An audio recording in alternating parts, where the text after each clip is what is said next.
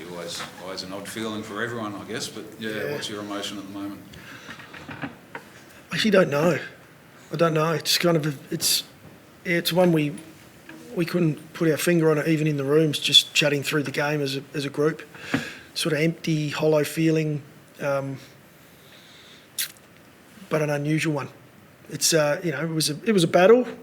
There was a period of time in that last quarter where it looked like maybe we were done. So it's sort of an unusual feeling. Well, to be able to fight back like we did and probably have our noses in front when you needed to was a positive. But then we weren't able to hang on to it.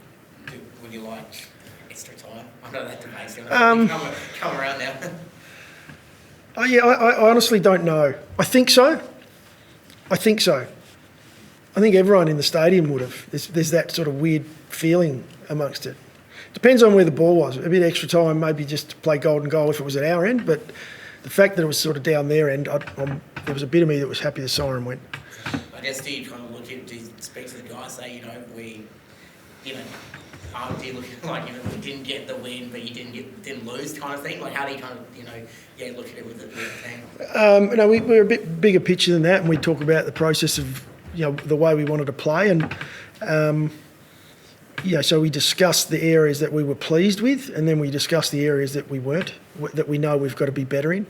And so I thought the game, although I thought it was a great contest, they beat us in the air.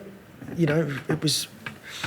we were convincingly beaten in the aerial contest, but all over the ground, unfortunately. When we didn't get it quite right behind the ball, it dropped soft and they scored. Ahead of the ball, they had some real weapons there, which we knew coming in. And so our ball use wasn't where it needed to be. We didn't give our forwards the best chance, but at the same time, there were some we could have competed on. So they're areas that we know we have to get right in order to win games of footy. Seemed like you probably gave a couple of cheap goals defensively as well, given how solid the back line's been in recent weeks. Yeah, and it's a young back line who I'd say last week probably played the best game we've seen them play. The cohesion was there. They were helping each other in the air. The challenge, I'm not saying the challenge was any bigger because Port Adelaide have got a great forward line, but Brisbane, last year's grand finalists, there's some real talent ahead of the ball. And so it was a challenge for our guys today. And we weren't as strong as we were last week. At the same time, we got a lot of things right behind the ball as well. But when you don't get it right, you get punished. Just following on from that, obviously you made the decision to sub Dan Curtin out after a difficult first half, and then you lose Worrell. What goes through your mind in the box? I think there was vision of your hand and head sort of thing. But it is just bad luck. But what's not hand in head's more so disappointment for a guy, who's just taken his game to another level in Josh Worrell, and he's gone there because he works so hard and he's a professional. And for Joshy, it's taken a little bit of time for him to get there, and so. As a coach, you're just over the moon about what he's been able to do with his game, and he's going to be something really exciting and important for our footy club. And so in that moment when I can see the replay of it and I think, oh, wow, I feel for him because he's now going to go through some rehabilitation. It's a suspected broken wrist. And you just feel for the individual. And then you start to think about the team, the decision we made and so on. It's insignificant compared to what, poor Josh has got to work through now, but he'll do that.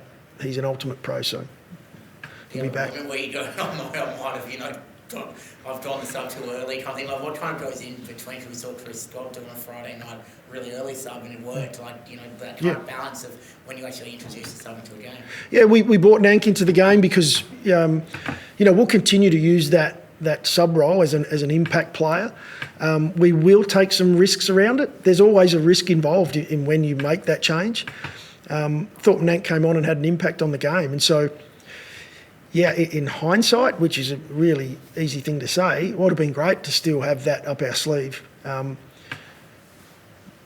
we'll continue to work the same way with that sub role. If that's at half time, then we take the risk. Fod looks to be back at his best, I guess, the last couple of weeks especially. Yeah, he's gained a lot of confidence. I think last week, obviously started so well. His aerial's back. Yeah, he looks like he's going at the footy, and then we know what he can do when it's on the ground. So, yeah, really pleasing actually to see where Fogg's at.